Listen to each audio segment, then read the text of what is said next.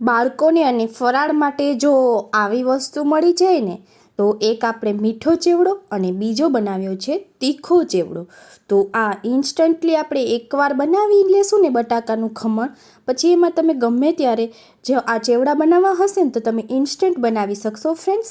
તો એ માટે આજે આપણે બટાકાને ખમણ કઈ રીતે અને શું કાળજીથી કરવાનું કે જેથી 1 વર્ષ સુધી આપણું બટાકાનું ખમણ આવું સફેદ જ રહે અને જરા પણ કાળું ન પડે અને ગમે ત્યારે ખાવું હશે ને ત્યારે તમે વ્રત કે ઉપવાસમાં આને ઉપયોગ કરી શકશો ફ્રેન્ડ્સ. ચલો આજે આપણે એવું બટાકાનું ખમણ શીખીએ કે જેનાથી આવા મસ્ત ચેવડા બની શકે.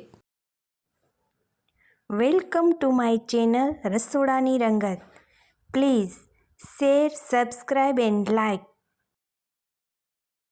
સ્વાગત છે મિત્રો રસોડાની રંગતમાં. તો બટાકાના ખમણ કરતી વખતે સૌપ્રથમ તો બટાકા ધોવામાં મારો સન પણ મારી હેલ્પ કરે છે.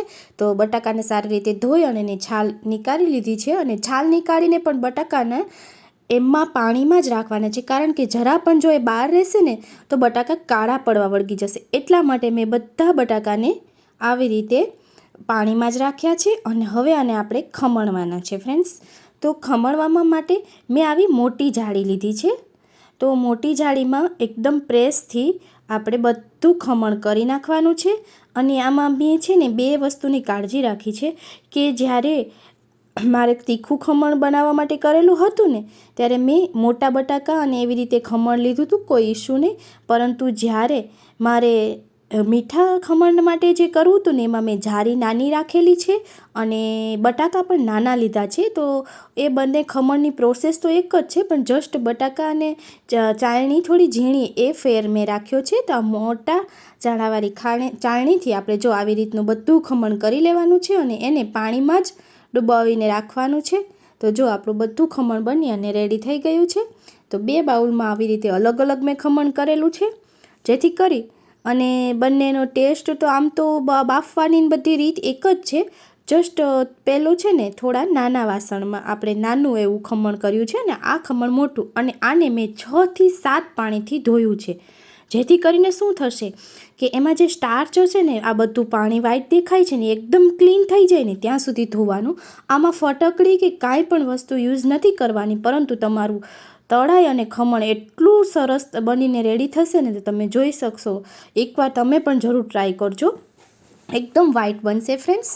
તો આ પ્રોસેસ જરૂર ફોલો કરવી કે ઘણા પાણીથી આને ધોઈ નાખવાનું. મેં 8-10 પાણીથી ધોયું છે અને પછી એને સાફ કર્યું છે. જોઈ શકો છો કે પાણી એકદમ ક્લીન થઈ ગયું ને ત્યાં સુધી મેં એને વોશ કર્યા જ કર્યું છે. એનાથી શું થશે કે આપણું વેફર સુકાતા પણ એકદમ વ્હાઈટ બનશે અને આમાં નહીં આપણે કોઈ પણ ફટકડી કે નાખવાની જરૂર નહીં પડે. નહીંતર શું આપણે ફટકડી જો વધી જાય તો પણ તળવા સમયે લાલ થઈ જાય. એના કરતાં કોઈ પણ વસ્તુ નાખ્યા વિના આવું ટેસ્ટી ખમણ બની જાય તો પછી વાત જ શું. તો આપણે આગળ એક વેફર પણ આવી રીતે બનાવી અને તમને બતાવશું. તો હવે આપણે મોટા બાઉલમાં નમક એડ કરી દઈશું અને ફ્રેન્ડ્સ આમાં નમક સિવાય કોઈ પણ વસ્તુ મેં એડ નથી કરી. અને હવે મોટા તપેલાને આપણે પાણી ગરમ કરવા મૂકી દીધું છે. પાણી થોડું ગરમ થઈ ગયું છે. તેમાં આપણે આ બંને ખમણને અલગ અલગ રીતે બાફી લેવાના છે. બંનેની પ્રોસેસ ને બધું સેમ જ છે.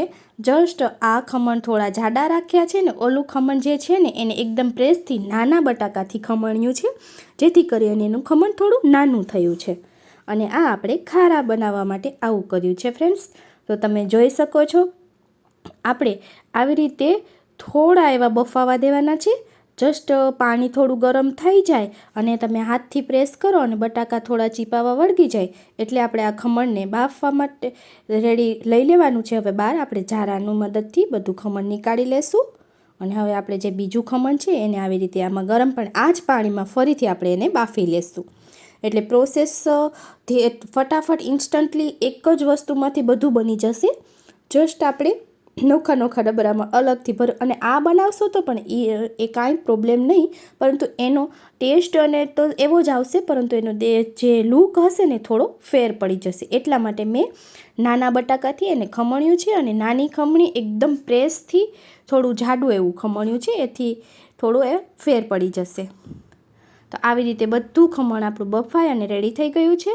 અને ફ્રેન્ડ્સ, બટાકાની વેફર કરતાં ખમણ સૂકવવામાં અને બનાવવામાં બંને રીતે ઇઝી પડે છે અને ઇન્સ્ટન્ટલી બની જાય છે.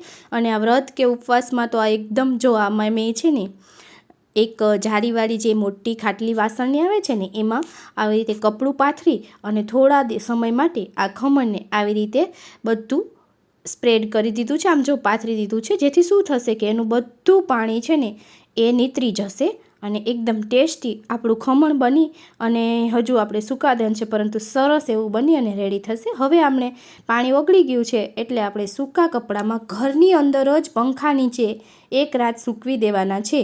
એને તડકે સૂકવવાના નથી. આ ટિપ્સ ખાસ ફોલો કરજો. બીજે દિવસે આપણે એને 2 દિવસનો તડકો ખવડાવી દેશું એટલે આવું સરસ ખમણ બની અને આપણું રેડી થઈ ગયું છે ફ્રેન્ડ્સ. તો સીધું તડકે સૂકવશો ને તો થોડો કાળા પડી જશે અને એવું થશે, પરંતુ હું ક્યારેય વેફરને કે કોઈ વસ્તુને ડાયરેક્ટ તડકે નથી સૂકવતી. રાતના બનાવી અને રહેવા દેવાની પંખા નીચે, સવારે મસ્ત થઈ જશે. તો હવે આપણે બધા ખમણ તૈયાર છે એને તળી લઈએ અને પછી આપણી પ્રોસેસ છે એ કરીશું. તો એમાં માંડવીના બી આપણે તળી અને એડ કર્યા છે. ચાટ મસાલો અને કશ્મીરી લાલ મરચું એડ કરી દીધું છે અને તમારા ટેસ્ટને અકોર્ડિંગ તમે આમાં બીજી ગમે તે વસ્તુ એડ કરી શકો છો, પરંતુ ફરાળી હોય તો તમે જે ફરાળમાં લેતા હોય એ જ વસ્તુ એડ કરવાની છે. તો તમે જોઈ શકો છો આપણું તીખું ખમણ બની અને રેડી થઈ ગયું છે. એમાં આપણે બસ તીખાશ માટે લાલ મરચું જ એડ કર્યું છે અને ચાટ મસાલો ને એવું બાળકો માટે આપણે અલગથી એડ કરી અને એને આપી શકીએ છીએ. એકદમ ક્રિસ્પી અને એકદમ વ્હાઈટ એવું આપણું આ ખમણ બની અને રેડી થયું છે ફ્રેન્ડ્સ. તો 2 જાતના ખમણ અને 2 જાતના તીખો અને મીઠો ચેવડો આપણે બનાવવાનો છે. તો એ ચેવડો બનાવવા માટે તો મેં આવા નાના બટાકા લીધા છે અને છાલ પાડી નાખી છે અને આવું સ્લાઇસર નાનું લીધું છે. ને તમે જોઈ શકો છો બટાકાની સાવ નાના અને એકદમ સ્પ્રેસથી આપણે આ બટાકાનું ખમણ કરવાનું છે, જેથી કરી અને આપણું નાનું ખમણ બની અને આવું બનાવવાનું છે. એટલા માટે મેં અલગથી એનું ખમણ કર્યું છે અને અલગથી જ બધું બાફેલું હતું. જે આગળ બાફવામાં મેં અલગ અલગ બાઉલમાં બંને બાફેલું છે એ બતાવ્યું છે. અને હવે તમે જોઈ શકો છો કે આ ચેવડો બનાવવામાં મેં માત્ર ને માત્ર આ સુકાઈ ગયા બાદ જે ખમણ છે ને એને તળી અને એક સાઈડ રાખી દીધું. ત્યારબાદ કાજુ, બદામ અને કિસમિસને થોડું તેલ, ઘી ગરમ કે તેલ ગમે તે કરી શકો, મેં ઘીમાં ફ્રાય કર્યા છે અને 3 થી 4 લીમડાના પાન એડ કરી અને સાકરનો પાવડર ઉપરથી એડ કર્યો છે, જેથી આપણો ટેસ્ટી ગળ્યો ચેવડો બની અને રેડી થઈ ગયો છે. આમાં આપણે કોઈ પણ પ્રકારની તીખાશ એડ કરવાની નથી અને આમાં નમક છે બાફેલા ખમણમાં, એટલે નમક ટેસ્ટને અકોર્ડિંગ થોડું નાખવાનું. Thank you friends. આભાર.